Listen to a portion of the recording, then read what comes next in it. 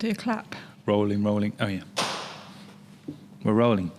Welcome to the Swifty podcast, a conversation about inspiring positive change through design, innovation, and technology. Should we get going in? Yep. Go. It's always going to be me, isn't it? I'm always going to be the one introducing it. Yeah, do. Okay, I'll do it. Hi, welcome to the podcast. This is episode 3, and today is we're going to be talking about a comparison between the models, pros and cons. Yeah. We should call it pros and cons. No. Not cons. What are you going to... Oh, no, not pros and cons. It's an analysis. Lovely. Say that again. An analysis. That sounds so nice. Which year is it? Is it in? Right here. Okay, welcome to the podcast. Today we are going to be doing an analysis. You say it better than me. An analysis. Of what? Scooters. Of our scooters.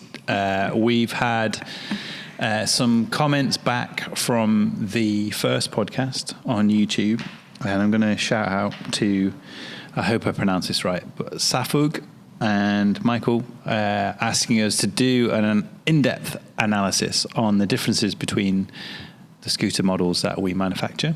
And I guess we'll dive straight in. Yep. Okay, let's go. Right. SwiftyONE. Let's talk about it.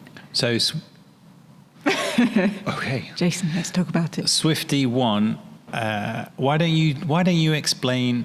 So when you go to our website, you're not going to see SwiftyONE. You're going to see the classification, the categories. Why don't you explain why we created those categories? Yeah, okay. So, right at the beginning of Swifty, we only had the foldable adult scooter, SwiftyONE. Yeah. And we found that our customers were starting to use it for adventures. Yeah. We were like, no, the first was the skate park. Do you remember the skate park jumps? We have to find that video and try and post it. And a lot of people using it for fitness as well, which we were like, oh, right. Yeah. You know, doing loads of miles on it. So, from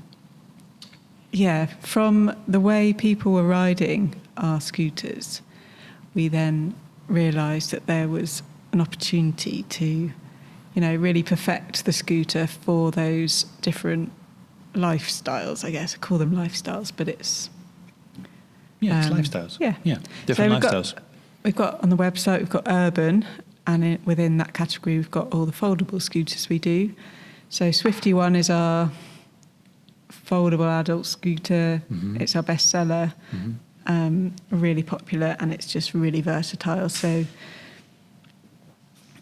obviously you can fold it to take it with you, or take it inside, put it in the car, train, public transport. Yeah. It's very versatile because of the folding frame. Mm-hmm. Then we got SwiftyONE Marine, which is also within that urban category.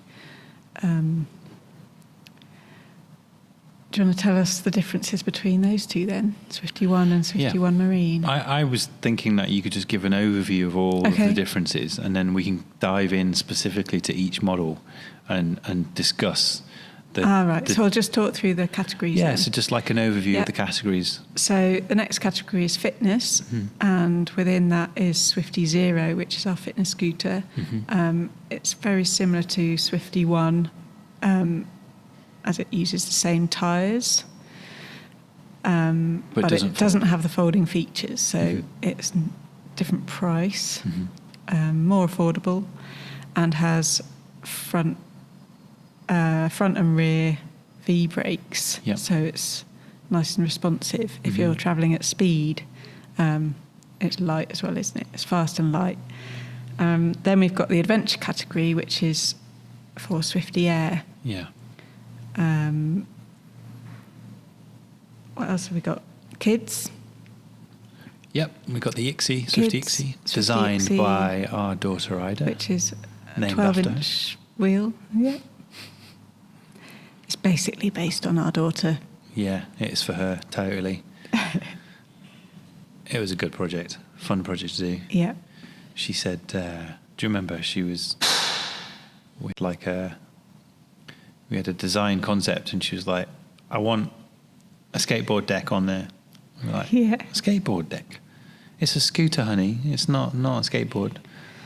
I want a scooter deck. Plywood deck. Yeah, she was like 7 or 8 at the time, wasn't she? She was younger than that. Was she? I reckon she was about 6. I remember scribbling all over my drawings. And I'm like, okay, right. go on. Yeah, thanks. Yeah. Yeah, And I was but like, it's still got to look like a Swifty. So, But it was a great idea, wasn't it? Yeah. Really good idea. And it worked. And what are the other categories then? There's the electric. Just going to tell Sean to be quiet because he's banging. Shush, Sean. Sorry about that if you heard that. We don't edit these, so tough. You got some banging in the background. So we've got the IXI. Yeah, we've done the IXI. And then we've got... Then we've got the electric category. Yeah, so like the electric sits over the top. So currently with the electric, we have a kit which you can retrofit to the Zero or the One. We don't recommend it for the Air because the Air really is designed for jumping around on. And that electric motor isn't designed for jumping around on. Yeah. So they're the main categories. And we created those categories because we were trying to create a flow through the website for the customer to come on and kind of allow them to try and associate themselves with that category, because it was our scooter names admittedly don't really do it justice unless you know what it is. Like, we know a SwiftyAIR is for riding aggressively and jumping around on, but when you're a newbie and you don't know and you come on the website, you're like, what the hell's a SwiftyAIR? They can look all similar, especially if you're scrolling on your phone and the image is very small. Yeah. You can go like, oh, they all look the same. Yeah. So we do have customers that have 2 or even more scooters because for different uses, don't we? We do, yeah. So the idea of having adventure, fitness, urban and kids was to try and allow the customer journey through the site and through any PR or press that we do to kind of understand quickly what that segment is. Yeah, and so that you end up with the right product. Yeah, because we don't want you to buy a SwiftyAIR and say, why doesn't it fold? Well, because it's not a folding model. So should we start with SwiftyONE? Yes. Which is our urban product. Let's point out some of the key principles around that. First of all, let's start with the fact that there is another podcast that talks about geometry and talks about the design of the frames, and so I won't go into the technical kind of stuff too much. We'll kind of keep this more generalistic, general differences. But check out that podcast, it's coming, and it will really dive into detail about what goes into the making process. But just a little bit on geometry. The geometry roughly is the same across all 3 scooters. So the riding position is very similar. The ground clearance is always 65 millimeters or more, because we don't want you to hit any lumps or bumps or any curbs, and which can throw you off. So that's really important. The main differences are whether it folds, it doesn't fold, tyre selection, brakes, and componentry. Yeah. So with SwiftyONE, it is our folding product. And I can't stress to you enough how difficult it is to make a folding product. You change one little component or angle and the whole thing changes. And getting 365 plus components to all work together to... That's a lot of components. Yeah. So they're all those parts are individually made, welded together, bolted together. Yeah.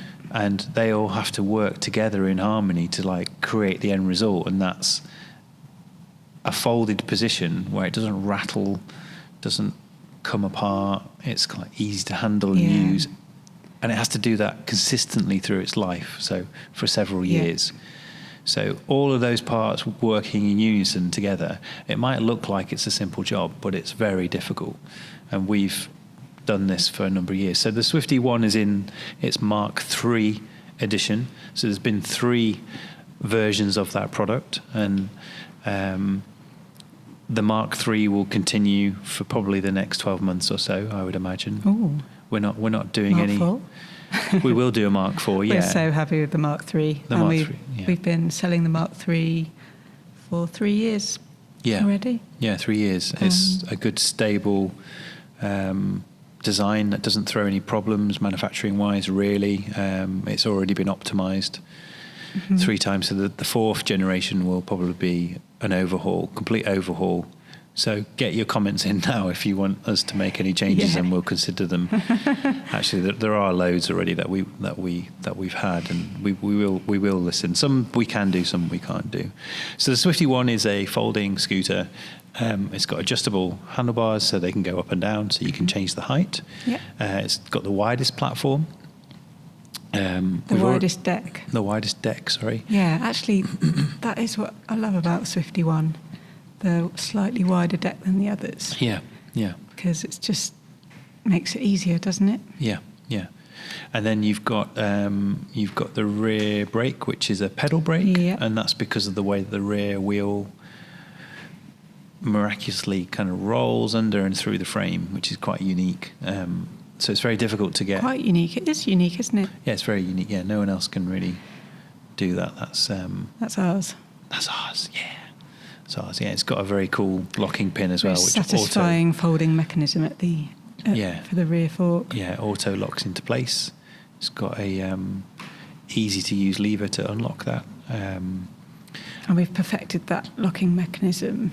With the Mark III, haven't we? Yeah. And, there's a couple of little things I'd like to tweak, but it's nothing major. It's kind of pretty much good. So with the Mark I, we just used a quick release, and now it's got its own little auto locking pin. Yeah, and it's really strong, really nice, isn't it? Do you remember when we did that rear locking pin in the Mark II, and customers were struggling opening it?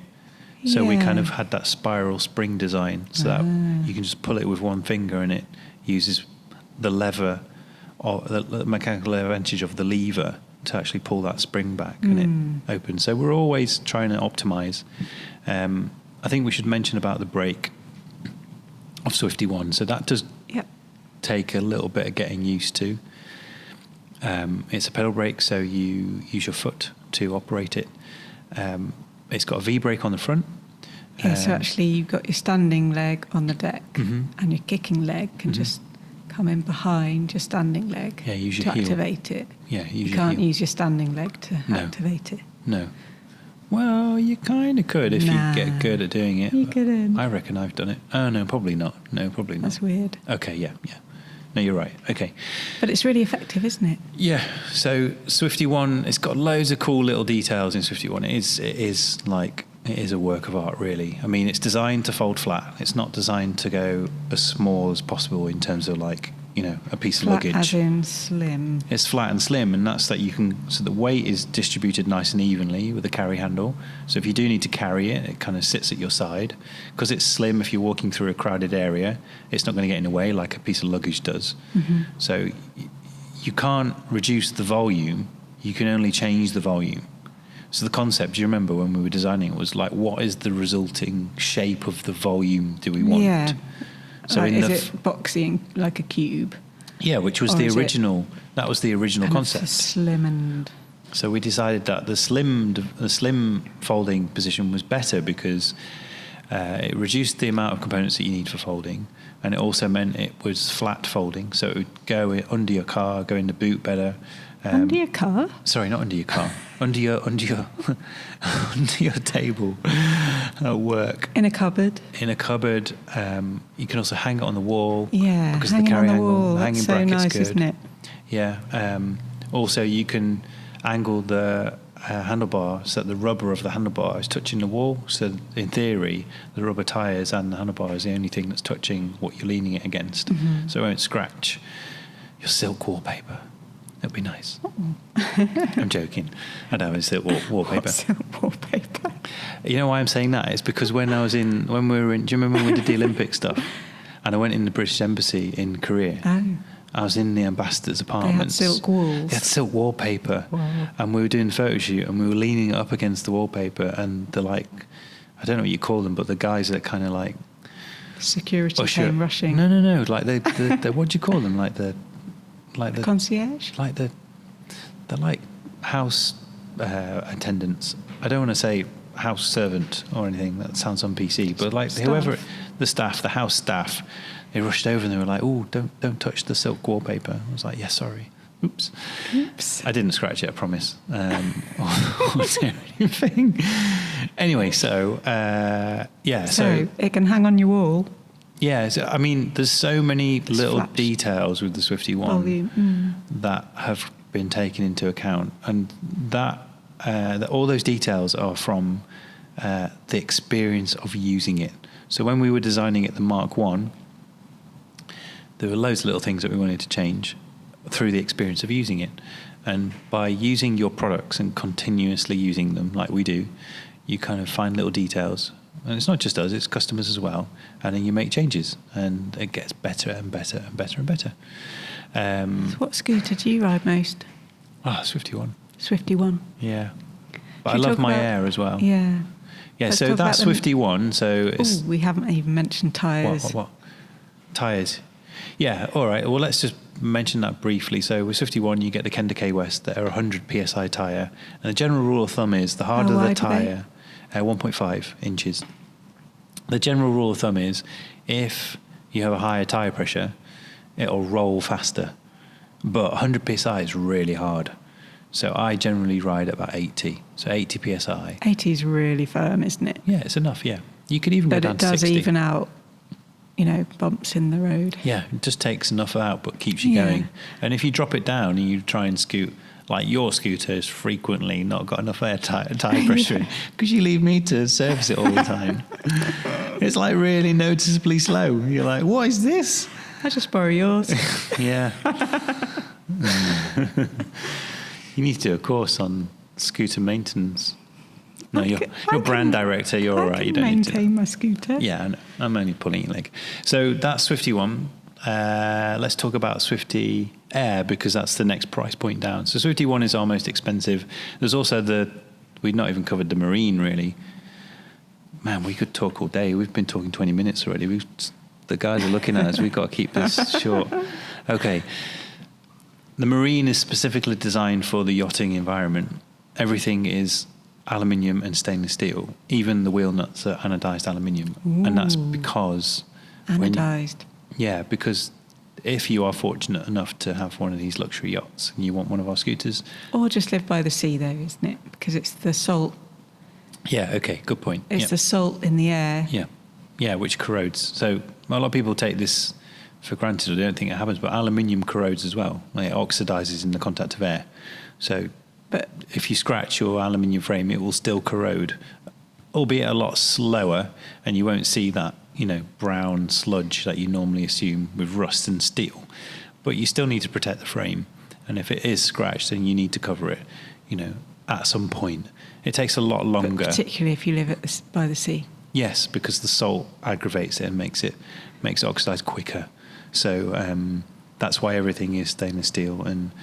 But it's a very expensive product, and I think for a general review, that's a very specific product that we don't need to go into too much detail about. But it's light, it's fast. It's the lightest folding one we do currently, because we have the new SwiftyONE Carbon coming. If you've not heard about that, that's pretty special. Well, let's talk about it at the end quickly. Yeah, so SwiftyONE is our best-selling product. It's also the most expensive, designed for the urban environment. It's a folding design classic, and I love that product. It's very special to me. So we designed the adventure product, which is called SwiftyAIR, because, quite rightly so, as you said before, customers were taking the SwiftyONE and trying to do tricks on it and jump around. Yeah. And then coming up back. mountains and stuff. Yeah, and they were coming back like, oh Sending yeah, us buckled great the wheel. pictures. And we're like, how did you buckle the wheel? Oh yeah, I jumped off a 3-meter kicker in the skate park. You're like, that's a single wall rim. It's not designed for that. So don't do that, please. And we decided that... What's a single walled rim? So we used to have single wall rims on all of our scooters, because a single wall rim just means it's one layer of... But what we've got now... Everything's double wall. Double wall. because we know some people that own a folding scooter are going to go off and try and do some jumps. So we, again, coming back to safety and what you I think they might be slightly inspired by our videos though, because I've seen you jump on off a few curbs. Yeah, do it. Yeah, curbs is okay. Curbs is okay. You're talking about mountains. No, not even just Boulders. mountains. No, like if you're gonna go off a jump and jump more than like half a metre, it's like the height of this table. You don't want to be doing that on a SwiftyONE. Okay. You really don't. Okay. You do it on an Air. The Air will be okay. Just helping everyone else out there. Okay. Thanks for pointing that out. Nice. I've lost my trail of thought. Can we carry on with the SwiftyAIR? Yeah. So the strength of the rims. Okay, so hubs. SwiftyAIR's double wall rims. It's got way better, superior hubs. The bearings are more superior as well. The sealed cartridge bearings. The loose ball bearings that we have on the SwiftyONE and the Zero are good enough. They're absolutely fine. A lot of people don't like loose ball bearings, but those hubs are very good quality and they're easy to service as well. So that's the difference with a sealed cartridge bearing. Sometimes it's harder to get out. You have to knock it out. Whereas the loose ball bearing, you unscrew the cap and you can re-grease them or put in new ball bearings and replace them. And they're good enough. That people get really particular about the bearings in the hubs, but we only do top quality stuff. So they're good bearings. So that's the hubs. They're the hubs, yep. So we have really strong wheel sets. Spokes. Got more spokes. So on an Air you have 36. On a One you have 28. So 32. Oh yeah, it used to be 28. Now it is 32. You're correct. Well done. Yes. And why have we got that many spokes? Well, the more spokes you get, the more stronger the wheel is. There you go. So that's a lot of 16-inch rims. You got to watch out. Yeah. There for kids. Yeah, if it's got 18 or 16 spokes, then that's nowhere near as strong. Yeah. So more spokes you got, the stronger it is. The wheel, the wider the hub also means the stronger the wheel will be. So we have 100mm wide hubs on all front forks. If you go narrower, you imagine the angle of the spoke will be steeper, and so it's not, like the triangle shape it creates is not just as big. less strength there. So it's less strength. So on an Air, you get just on average, all the components are a much higher spec. The wheel sets are just much so stronger. good, aren't they? But the comparison is the effect is that product is the heaviest. So it's it's just under 9 kilos. It's 8.9 kilos, and that's because of all the extra material. So the steerer tube of the fork is shorter, and that's because we have the BMX style handlebar, which is stronger because it has the cross handlebar. That's a little bit wider. It's wider to give you more control You've got over steering. The rubber grips as well. Yeah, different rubber grips. Yeah, it's got a shield on there to allow you to kind of where your thumb is, it butts up to that, and it's more comfortable. Also, the stem itself is a BMX style stem as well, so it's much stiffer. It's way heavier and chunkier. The bolts are way bigger. They're M8 bolts, so you can really get a lot of purchase on there to really make it nice and strong. So the Air is really it's a tank. Really, it's designed to be bombed around on and jumped around on. And yeah, the one bit that you don't see on that first descents video where I came hurtling down Mount Snowdon was, which we should put online. We should show people. Is I actually came off because I forgot to let the tire pressure down. And I came off, and the scooter went flying through the air, and I bent the front V-brake and broke a spoke, but I still scooted down. It was fine. So even after that big hit, it was okay. So the Air is designed for bombing around on the ground clearance is slightly higher as well because of the tyre selection that we have. Tell us about the tyres. Yeah, so we used to have the Maxxis tyre, but now we have our own brand of tyre.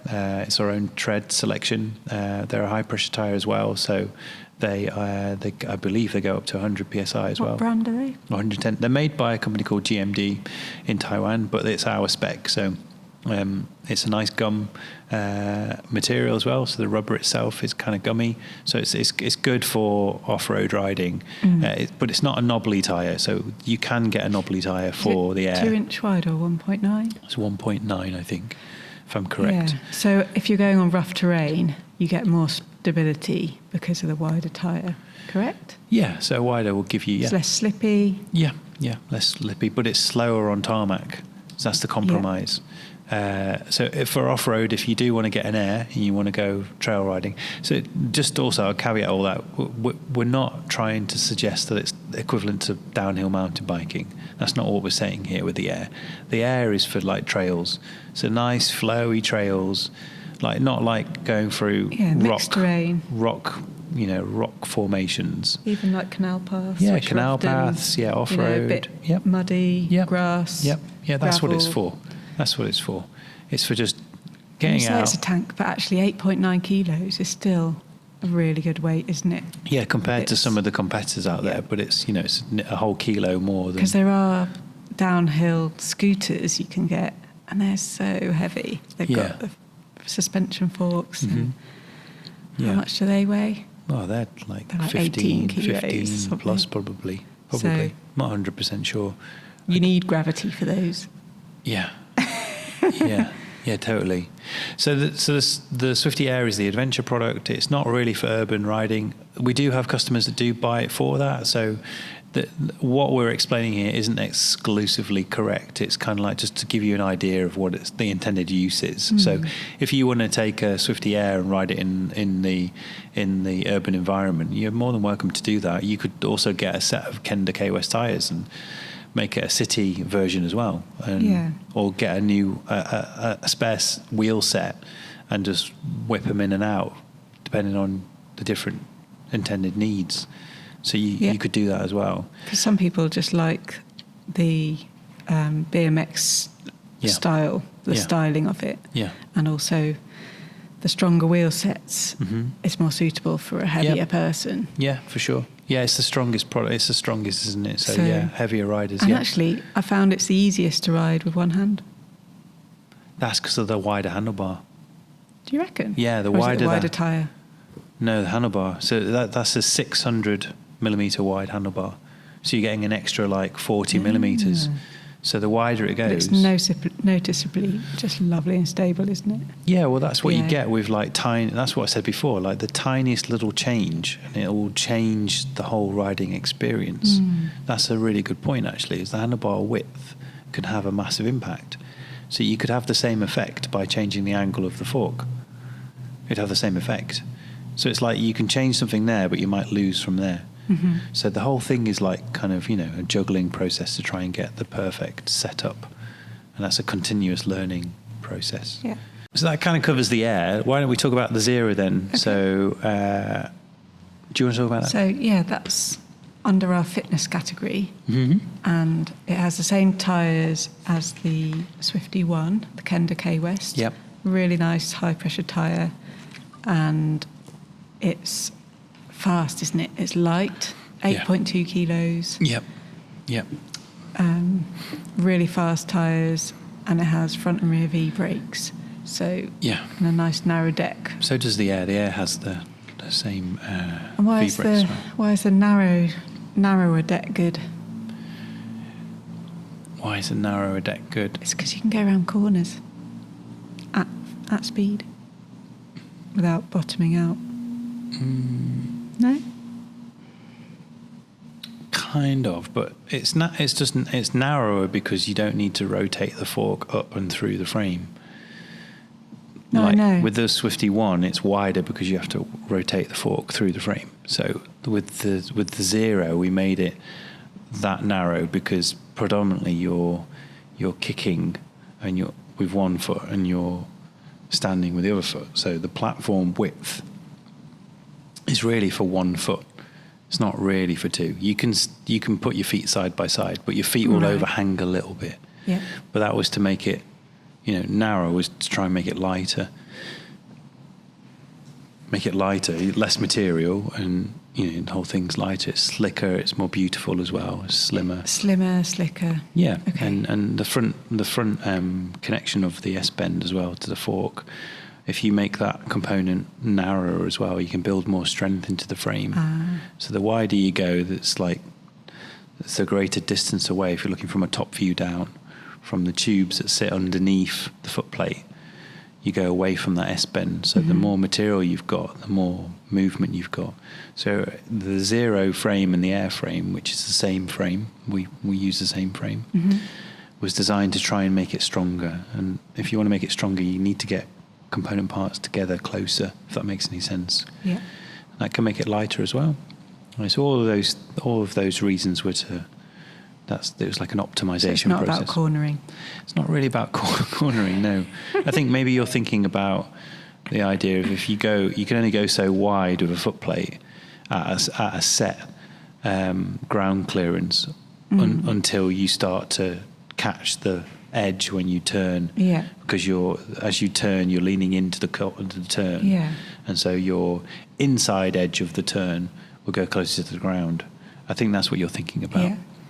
Yeah, that is also taken into consideration, and we model that, don't we? And when we do it on the computer, then we model everything in CAD, and then we simulate a riding experience to see where the clearances are and what happens. That's why also the shape of that tube at the front is chamfered, so that when you're turning into a corner, you're taking that leading edge away from the ground, and also why it's a tube and not a square section. It's probably hard for viewers to understand what I'm talking about there. Yeah. But Is you there know what I anything mean, else don't about you? the Zero we need to go through? So the handlebar is different. The handlebar is the same as a SwiftyONE, and it's the same as the stem is the same as well, because you don't both need brakes. Yes, V brakes front and back, but you don't need the strength of the Air for the fitness version.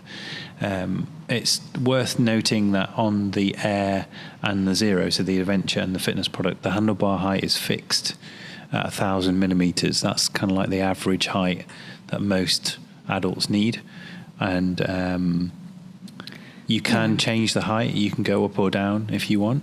We do a range of options, so you can buy a new handlebar and change it if you want it higher. Yeah. We don't. So that's for if you're taller than maybe 6'2". Yeah, 6'1", 6'2". Yeah, Then yeah. you might find it a little bit low. 1,000 millimeters. Yeah, so 120. So you can buy a riser bar. That's right. Yeah, yeah. We also do an extension kit as well, so you could keep the same look as the handlebar if you don't want a riser bar. You can. It's a stem extender. There's a number of options there, but That's the thing about Swifties that is important to us, is the maintenance, isn't it? Yes. So the standard componentry allows you to either, replace parts that perish or customize them as well. Yeah. You can add your own bits on. Yeah, because it's all standard sizes, as and you make said. them unique to you. Yeah. And I've seen some good customer pictures. Yeah, of which ones? cool bars and Sweet back bars. yeah. Yeah, it's cool, isn't it? I love it when customers do that. They make it their own. Yeah. That's cool. Like that. Okay. I think that's a good analysis of all the adult scooters, isn't it? Yeah, we did that. We covered the IXI a little I hope bit, we've didn't covered we? enough. Did we cover the IXI? Not really. Should we just cover that quickly? So the IXI was designed. It was actually co-designed by our daughter Ida, and it's named after their initials. But the reason why it exists is because we had customers also. It's not just a selfish thing for our daughter, but they asked us whether we were going to do a scooter for children, their children, the customers' children. And also Ida kept stealing ours. Oh yeah, but it was too big for her. You remember? Okay, yeah, that's a good point. She could ride it, but it was just too big. Too big. So we went to the 12-inch wheel for her. Yes.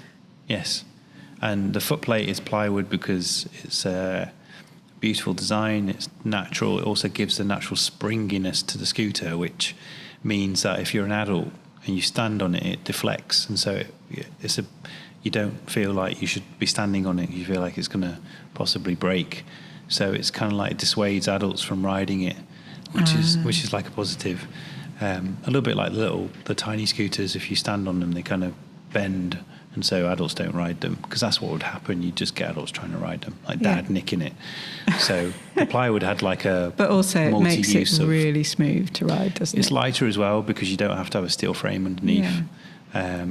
So what we and wanted, it's sort of more forgiving, isn't it? Like if you're a kid and you bash your ankle against the deck, wood is more friendly than a chunk of metal. It's still going to hurt, though, isn't it? I think the more important thing I is guess that so. that little bit of spring that you get from the kids on there. It's nicer on the joints. If it was really stiff, then they're little growing joints that are growing. You get. I think it's a bit more It's just sensitive. a sort of friendlier scooter, isn't it? Yeah, and it's a fun little thing. And Adjustable bars, front adjustable and bars. back brakes. I mean, there's not many scooters like it, really. 'Cause No, it's and so safe to ride. Yeah, it's really smooth. stable. Yeah. It's not noisy and rattly. It's got front and rear brakes.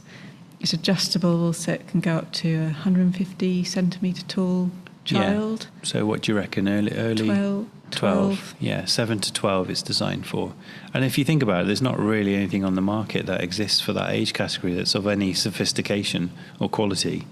Yeah. Is there really? I mean, and the reason why it's expensive is because of you're pretty much buying an adult scooter that's been shrunk down a little bit. All the same love, care and attention to componentry and detail and manufacturing process goes into that little scooter, which not many other no other scooter brands do.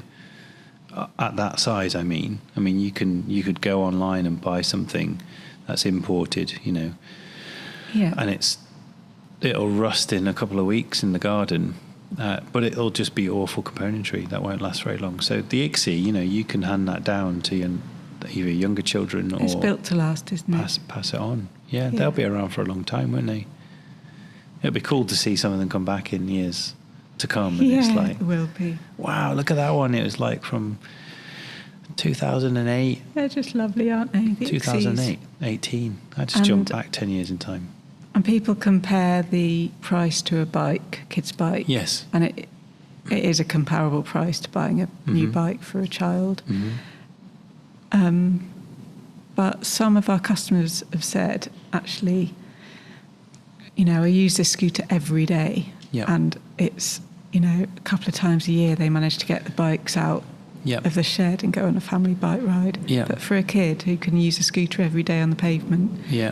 it's just really good value, I think. Especially if your mum and dad have got a scooter as well and they can come behind you Yeah. on the pavement. Yeah. That's a really important point, isn't it? Yeah. That's why we developed the booster as well. So the booster is like the third missing piece to the puzzle for the typical family, like us, 2 kids, one's younger, one's older. So Ida rides the IXI, we ride the adult scooters, and then put the booster on my SwiftyONE, and little Otto comes on the front with us. Yeah. So Awesome. that's for age 3 years plus. 3 to 5. Yeah, 3 years plus, something like that. Yeah, so I don't think we should go into too much detail about the electric, because the electric is a Let's kit. save that for another one. The electric is, there is an electric category. We are developing a new version of that one. Yeah. I think, should we wrap up with just a few comments Yeah. about some of the other cool stuff that's happening? Because Okay. we've not really mentioned it yet, and I think we New should. projects. We should quickly. mention it. SwiftyONE Carbon is being released this September at the Frankfurt Motor Show. It's going to be at Eurobike as well. Pretty excited about that. Yeah. We're going to be on the British Pavilion at the show with the Department for International Trade. That's pretty awesome. We're both going. You're going to go first, and I'm Yeah. going to come. We're going to overlap by one day, aren't we? Because there's other stuff happening. No, so we're at a motor show. It's a new thing for us. We'd never put the scooter next to a load of cars. Yeah.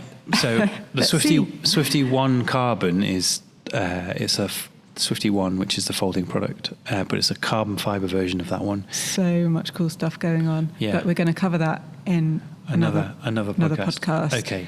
Then let's just mention also Crowdcube. Let's just mention Cedars as well. Okay. So some of you who are listening who are customers will have got an invitation possibly for our crowdfunding campaign. We have got an awesome new scooter concept coming, and also an app, Swifty app, which will enable you to unlock, share and track your journey. We are crowdfunding, which will mean that you can invest and basically get equity in Swifty Scooters. So you can actually join us, be part of the company, which is awesome, isn't it? And we've decided to do that because we have got lots of customers who absolutely love what we do, And we'd love them to be part of the company as well and see us grow and be part of the journey. And so we've taken this big step forwards, haven't we? Yeah. Which took quite a bit of time and investment and trust. So there's lots going on in the background. Yeah, loads of stuff going on. So watch out for that. Spread the word. Watch out for that. We're going to be... Watch out for it. When this podcast goes out, after this recording, it might be live. Might be live, yeah. Let's so check see. out the links on the website. Anyway, I hope that covers the key differences between our product range and some of the details that you can't really glean from the website as to why they exist. If it doesn't do a good enough job, please let us know and we'll try a bit harder. But I think that's enough for now. Any closing comments? That's it. Again, thanks for watching. Please like, subscribe, share, tell your friends, give us good reviews, send us high fives and waves, ring that bell. And that's it. That's a wrap. Thanks for listening. Thank Bye. you. Bye.